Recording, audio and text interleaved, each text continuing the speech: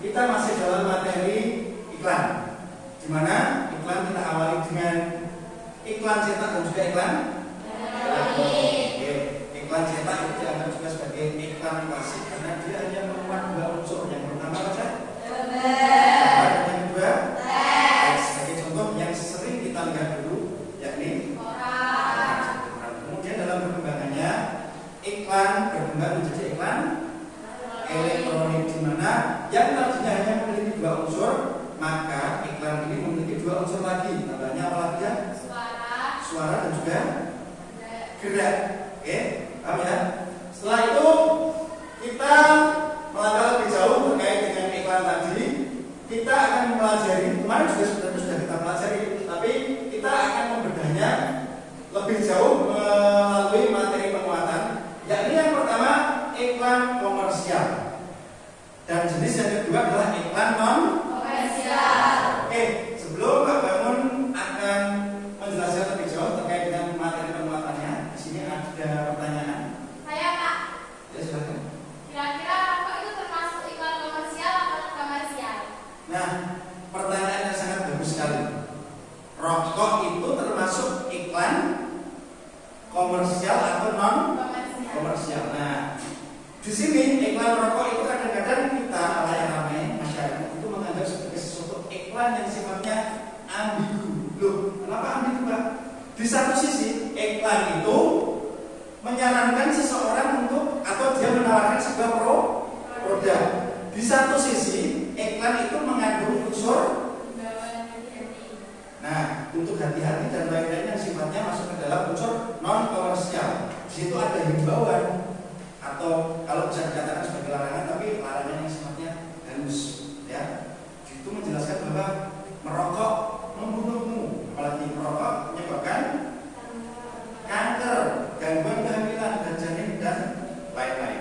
Oke, untuk lebih lanjut, bagaimana akan memberikan materi penguatan. Yang pertama terkait dengan iklan komersial. Nah, ditinjau dari tujuan, ya, iklan komersial meningkatkan keuntungan melalui penjualan produk atau jasa yang produk itu sendiri tawarkan. Kemudian untuk yang poin kedua, pesan, yakni sifatnya persuasif. Ada yang tahu persuasif? Persuasif itu bersifat untuk membujuk, apalagi istilahnya merayu, apalagi ngajak. Kalau mengajak nanti lebih tepatnya ke non komersial. Membujuk atau merayu yang berfokus pada manfaat produk itu sendiri, mendorong agar konsumen membeli. Kemudian kita lanjut ke poin yang ketiga, audiens, di mana targetnya ialah konsumen tertentu.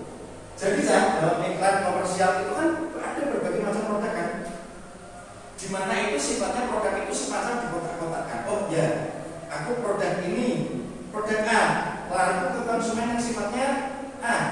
Produk B misalkan, nanti target target konsumennya itu beda-beda lagi. Berbeda nanti yang akan kita bahas di yang kedua, di mana iklan non komersial itu biasanya masif atau menyeluruh.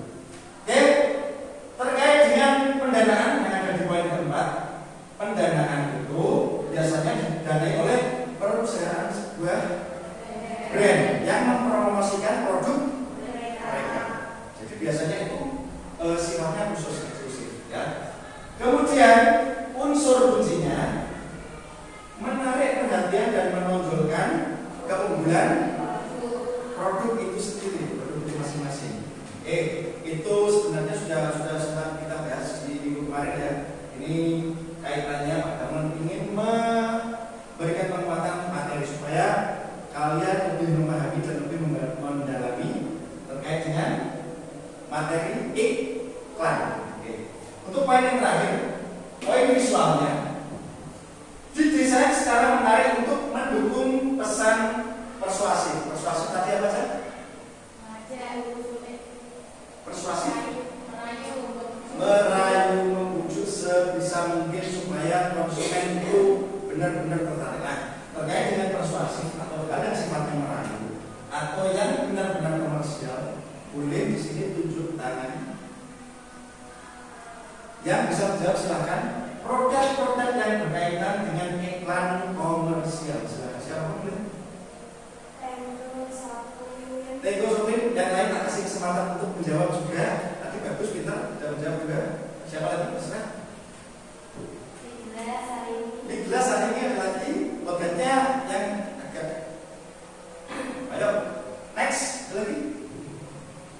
Kan contohnya banyak sekali. Kita lihat lalu lalang di layar kaca, di televisi, bahkan di jalan-jalan ada nggak biasanya? Di Bali, di poster apa kan biasanya ada apa lagi biasanya? Banyak ya. Terkait dengan minyak goreng, apalagi sopir dan macam-macam. Oke, sampai sini paham terkait dengan iklan komersial? Oke, setelah kita memahami, nanti di akhir sesi Pak Bambang akan memberikan tugas kepada kalian. Bisa perorangan, bisa juga kelompok. Oke, sebelum itu Pak Bambang akan membahas tentang yang kedua ini penguatan materi terkait dengan iklan non komersial. Oke, yang pertama kita bahas terkait dengan tujuan, yakni apa sih? Mengedukasi, kemudian dan mengubah opini publik mengenai isu sosial. Jadi cakupannya biasanya kalau iklan non komersial itu sedikit lebih luas, dan juga kita ke poin yang kedua terkait dengan pesan. Pesan yang disampaikan ialah pesan yang mendidik atau edukatif, kemudian informatif, seringkali bersifat universal atau masif atau menyeluruh. Next kita ke poin ketiga, audience, di mana iklan non komersial biasanya dia ditujukan kepada masyarakat secara umum, secara luas, bukan melalui segmen pasar tertentu. Kemudian, sebelum Pak Bambang masuk ke poin keempat, nah ini kan biasanya dia tujuannya ialah secara universal. Salah satu contohnya apa saja? Kemarin sebenarnya Pak Bambang sudah bertanya. Coba ini untuk menguatkan ingatan kalian, coba boleh angkat tangan salah satu contoh dari iklan non komersial. Saya Pak. Ya. Buat sampah sembarangan. Apa? Buat sampah pada tempatnya. Ya. Buat sampah pada tempatnya tidak apa-apa. Timbul-timbul tidak apa-apa ya. Oke. Next ada lagi. Yuk. Larangan untuk minum. Tidak apa-apa, benar. Ya. Ada yang tanya lain? Ajakan kami ada lagi. Yang terkait di sana, bisa lihat kan? Himbauan terkait dengan lalu lintas misalnya apa? Tidak menerobos lampu merah lagi. Pakailah helm saat berkendara. Tidak berkendara melebihi kapasitas yang ditentukan, gitu ya. Untuk contoh-contohnya lebih banyak lagi yang berkaitan dengan isu sosial, baik itu kesehatan, baik itu himbauan tentang keselamatan di jalan raya. Next kita ke poin yang keempat, yakni pendanaan. Terkait dengan pendanaan, iklan non komersial biasanya didanai oleh pemerintah maupun LSM, ya. Jadi seperti layanan masyarakat terkait dengan biasanya apa? Terkait dengan lalu lintas, biasanya kaitannya dengan kepolisian, kesehatan dengan apa? Puskesmas, rumah sakit dan lain-lain ya. Yang pada umumnya ialah bekerja sama dengan pemerintah. Kemudian di poin kelima, unsur kuncinya ya, headline atau judul. Menyampaikan pesan inti dengan cepat dan menyentuh kesadaran audiens atau masyarakat. Misalnya kan cepatnya layanan masyarakat pakailah helm saat berkendara. Itu kan jelas. Biasanya ada gambarnya dan juga pesan singkat yang membuat kalian langsung mungkin pada kenyataan. Kita lanjut ke poin ketiga terkait dengan audiens. Audiens itu ditujukan untuk masyarakat umum, bukan segmen pasar tertentu, di mana punya produk komersial mereka mengincar pasarnya sendiri-sendiri. Sementara non komersial sifatnya masif atau universal atau menyeluruh. Kemudian terkait dengan pendanaan, biasanya didanai oleh pemerintah, di mana iklan non komersial itu biasanya bersifat ajakan. Contoh, berkaitan dengan pelayanan masyarakat di bidang kesehatan, maka iklan non komersial itu berkaitan atau bekerjasama dengan dinas kesehatan seperti rumah sakit, puskesmas dan lain-lain. Sementara untuk layanan masyarakat yang berkaitan dengan keselamatan berjalan, maka iklan non komersial bekerjasama dengan pihak kepolisian dan lain-lain. Oke, next, terkait dengan unsur kuncinya, terkait dengan judul, menyampaikan pesan inti dengan cepat dan menyentuh kesadaran audiens. Biasanya dia lebih simpel. Oke, dan terakhir untuk implikasi atau tindakan, yakni merubah perilaku masyarakat. Oke, dengan Pak Bambang menjelaskan tentang materi pengayaan atau materi penguatan tersebut, Pak Bambang harapkan kalian mampu memahami apa itu iklan lebih mendalam lagi. Oke, kira-kira dari apa yang Pak Bambang sampaikan, apakah kalian bisa memahami? Memahami?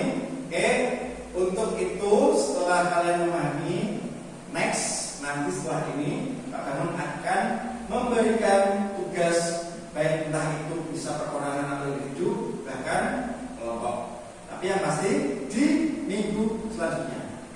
Terima kasih atas atensinya, terima kasih atas perhatiannya pada pertemuan kali ini.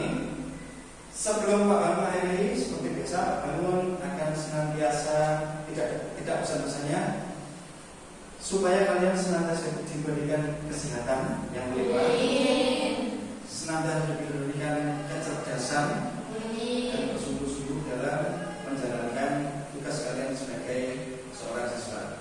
Dan juga Pak Bambang mendoakan untuk Bapak Ibu kalian yang ada di rumah senantiasa diberikan kesehatan serta kemudahan rezeki. Sekian.